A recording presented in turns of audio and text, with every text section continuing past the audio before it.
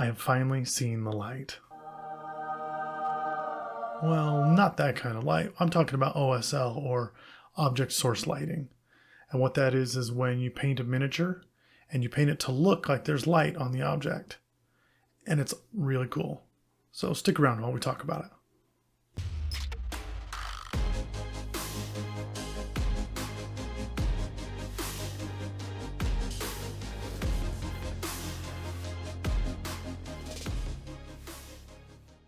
I wanted this video to be a little bit shorter, especially shorter than some of the stuff I've been putting out lately, because I wanted it to be something that you can reference and come back to and get all the information that you need in just a short amount of time. You know, you shouldn't have to go and watch 30 minutes of me talking to know how to do something like this. You should be able to come back, watch 10, 30 seconds, remember, see the video of how it's done and how I've done it, and move on from there. And so hopefully we get that point for you. We get that across. And if we're helping you, if we're making your painting experience a little bit better, please like, subscribe to the channel, help us grow. And we'll keep putting out content, and we'll keep getting better and better quality as the time goes by. My son recently decided that he wanted to get into Warhammer, and I had a bunch of Necron units, and he fell in love immediately, you know.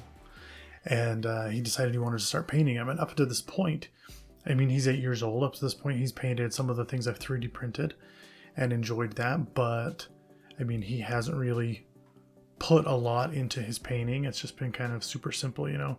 And what I mean by super simple is he paints an entire unit in 5 minutes. And as we all know... Yeah, that's too fast. That's generally not how long it takes. And so anyway, I gave him the units, and he, you know, they were all primed, and he decided he was going to paint them, and he was going to do his best. And his best consisted of him taking about 30 minutes to do the units, and he actually came up with a really cool color scheme that I really liked. And part of that was using the Tesseract glow to give a little bit of life to these robotic units. And here's the picture of what he did. And I really liked it. But I thought, you know, we can probably make that glow a little more. So I started looking into OSL. I have attempted to do it before, and I was really happy with how it turned out, but I was using an airbrush. I'm going to say this just for everyone who has an airbrush. If you don't have one, get one. Do it now. Chances are you're spending more money on paints than an airbrush ever would have cost, and it will probably save you a lot of the extra colors and things like that you're buying. Don't buy them. Buy an airbrush instead. You can get a decent airbrush for well under $100, and it changes the way you do things. But for the sake of this video, we're going to do it as best as we can without an airbrush. And so we're going to go over that. One of the coolest things about OSL lighting is that you can use it for just about any miniature you're printing. You know, if you're doing Warhammer, you can do it for the plasma guns, you can do it for the flamethrowers, you can do it for the lit up eyes of your space marines. You know, and if you're jumping over to D&D, you can do it for the spell effects, for that necrotic glow of necromancy. You can do it for torches in a cave, you know, or just torches on a wall, lighting something up, or, you know, a step further than that, lanterns and things like that your characters might be holding. So OSL is really cool because it brings the character out of the world of fantasy, kind of into our world, because it makes it look like this thing that is actually real, and it's there. You know, it's not just, oh, I painted the fire yellow because fire is yellow. No, it's, you know, I painted the fire yellow, orange, black, white, because that's the color of fire actually is, and it bleeds onto the surrounding area. And so the beauty of doing OSL is that it makes everything you're painting more vibrant and seem almost more realistic. And so you go from having, like I've said before, just these cartoony characters, and you make them realistic with OSL. And so I think OSL is one of the coolest things that you can learn. And there's a couple different ways to do it. Like I said earlier, you can airbrush. In my mind, airbrushing is the easiest because you put your lighter colors in the airbrush and you just spray them on one at a time, one over the other one, until you have this nice gradient of light. And it's just easy, okay? The way that we're going to talk about doing it today, though, is we're going to be using our dry brush, okay? And how it works is kind of simple. You start with whatever the base color is that you want to use for your model, and then you grab a color wheel. Now, if you don't know what a color wheel is, this is what they look like. You can Google it, you can find them anywhere. Color wheels are awesome. And basically it's going to show you how one color becomes another one. Okay, and the gradients that it takes to get to that color. And we're going to find the color that we want to use. You know, if you want to do a green glow, you're obviously going to go for a green, a really bright green. If you want a blue plasma glow, go for that bright blue. You know, for fire, you can do that yellow glow. And you're going to find that color on your color wheel. And then you're going to find the colors that get to that one.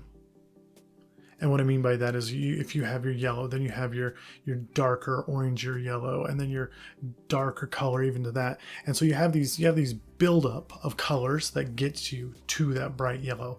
And I mean, it might just be yellow, a little bit darker of a yellow, a little bit darker of a yellow, a little bit darker of a yellow, you know. And so you just kind of have to find those colors. And what we're going to do is we're going to dry brush those colors. And we're going to start with the darkest, and it will take up the most area. And then we'll shrink our area with the next color, and then we'll shrink our area even more to the next color until we get to that bright color at the focal point of whatever it is that we're painting.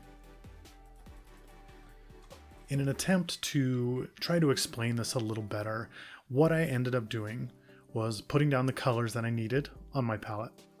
My main focus was going to be yellow. It's a lantern, you know, I wanted yellow lantern light. And according to the color wheel, to go darker from there, I need to go to an orange and to a red. And so I put those down on my palette. And I blended them together as good as I could. And it got something like this. And I took those colors with my dry brush, and I started at the furthest point away from my light, which with this guy holding the lantern is going to be the top of his head, you know, and the ground, you know. And I dry brushed all of that the lantern would hit with my darkest color. Now make sure you're not putting too much on. You don't want it to be too dark, and mine was a little too dark. And so I kind of had to go back and do some touch-ups for it. Then I went back with a little lighter, and I didn't do as big of an area, you know. So instead of going to the top of the head, I started at the nose. And I started at the boots, I started a little higher up at like the ankles. And I did the same thing. Keep in mind when you're dry brushing to always dry brush away from the direction of the light. That way it'll always look better, because your dry brush is going to catch things depending on the direction that you brush in. And so you want it to catch on those things away from the light, because it'll just look better that way. And so I kept doing that, getting lighter and lighter and lighter until I got into the center.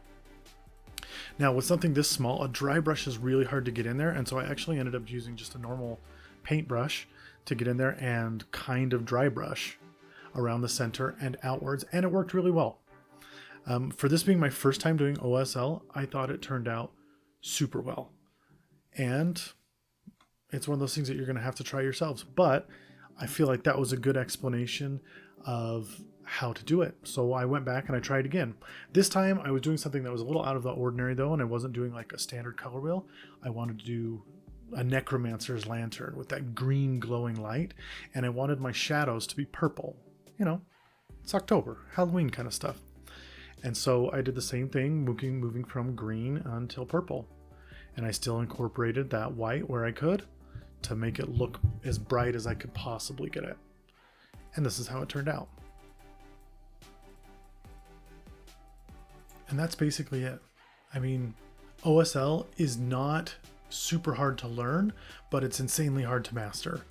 You know, I've been trying to do it over the last year on multiple models, and I feel like I just keep getting better at it every time I try it, and I hope that you have the same experience. I hope that the first few times you try it, it looks a lot better than you thought it would, and it just keeps getting better. And in the meantime, I would love to know if you have any shortcuts for doing OSL. I mean, dry brushing, this is the way that I've learned it, other than using an airbrush.